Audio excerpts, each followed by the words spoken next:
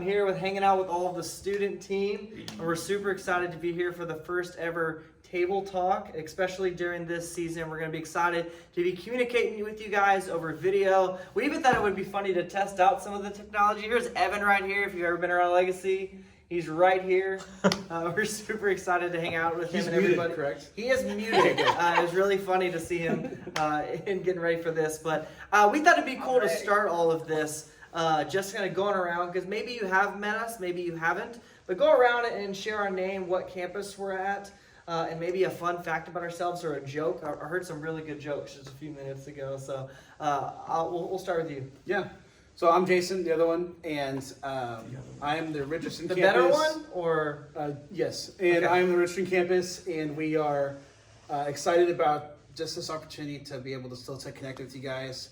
But most importantly is why did the toilet paper cross the road? Anybody know? Does anybody watching know why the toilet paper crossed the road? If you Think don't about know, I have the answer. Okay, what is it? It got stuck in the cracks. Yeah. Evan, you get it? That's not funny. That was good. It's a little funny. Hey guys, I'm Katie from Chase Oak Sloan Creek. I don't have any crack jokes. That's good. Is it? I have, I'd be concerned if you did.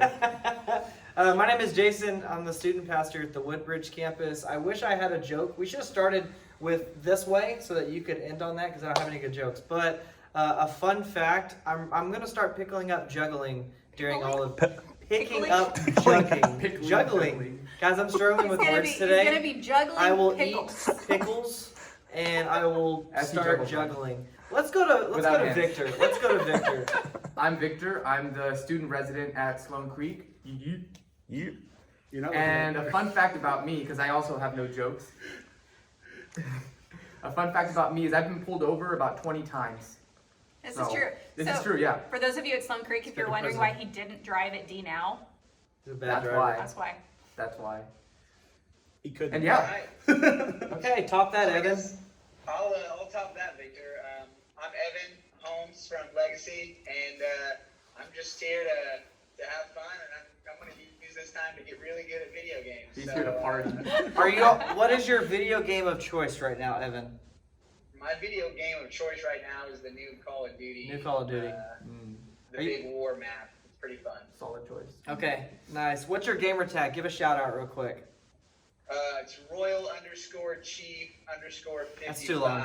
That's too long. Okay, We're bored. put it in the comment section. Jason D07, PS4. Oh my gosh. Both of us are on it. Tag As us you can up. see, hey, over this season, we're looking forward to connecting with you guys over these, having fun, connecting, having a blast. And also, we're going to be talking about some serious issues, especially with what's going on in our culture. We wanted to start off this first one with addressing the elephant in the room, which is fear. And what does God say about how we should react to all this and fear and all of that? And Yeah. Yeah.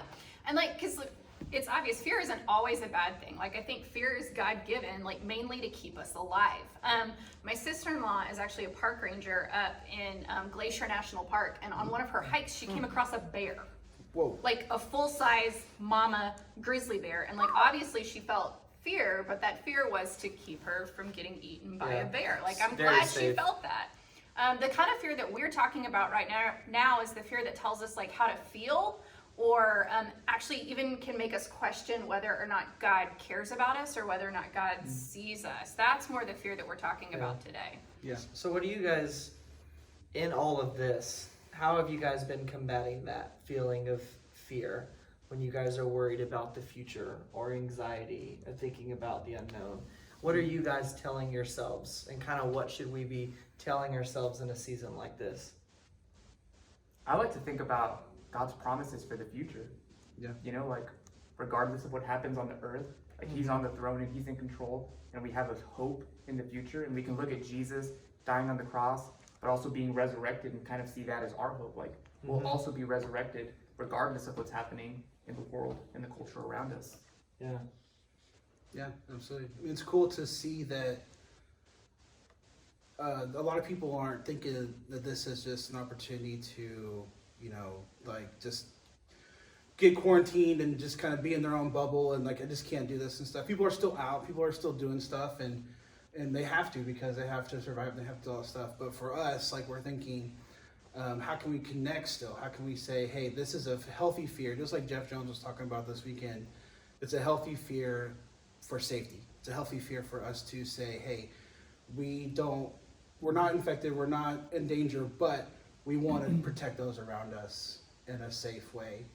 But also respect the fact that this is something that is a big deal. You know, we're not saying, oh, it's not a big a deal, but what we're also saying, hey, we just need to be aware of what's going on and protect and be safe. And so, you know, for me, fear is a lot of things. It's, you know, having nightmares, it's, you know, being afraid of the dark, it's all that kind of stuff, heights, things like that. But safety is a way of being respectful for that fear and saying, hey, we're going to just be safe in this time and keep you guys safe as well. Dan, and if I can add on that is, I feel like I need to look this way. If I look at this way, am I looking at you guys? Yeah. How does that look when you're watching online? I feel like if, you know, we have a different filter that we look through in the world because we have Jesus, right? We have a Savior, you know, we have something to look forward to beyond this. There are a lot of people that don't have that filter to look through. And so I think this is a really unique time that we can bring hope and we can make the best of our situation like we're doing right now, just using technology to connect with one another. And I just think it's really cool to kind of make the best of whatever scenario you're in. It doesn't have to be just this one, but knowing that, you know, like Victor said, Jesus is good and Jesus is all, and we have that to lean on. So Yeah, we just want to encourage you guys, all of us as well, but like everybody, just to make the most of this season. It's about perspective and how you view this. And you can look at this season, and we can all look at this season as, hey, you know what? I'm gonna focus on my relationship with God this year. During this time, I'm gonna pray more and I'm gonna read more than I ever have, or whatever it is for you. I just feel like for me, I've tried to put it in that mindset of like, it's my perspective of how I view this and how I view this season and this time will impact what fruit comes out of that. So what are, like, we're probably gonna talk about it in our small groups. What are some practical ways you guys think that we can overcome this fear and see it as an opportunity to like allow Christ to impact us?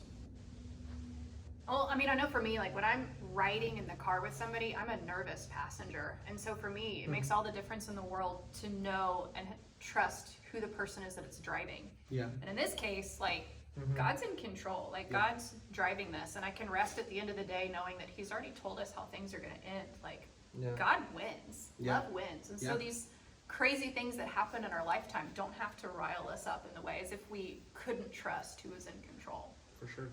I know personally, not just with this, but with all fear and anxiety, I like to bring it to my mentors or my small group leaders and just kind of ask for counsel and wisdom so that I don't feel like I'm doing this whole thing alone, but, you know, other people have really valuable insight and wisdom to give me. So that's helped me.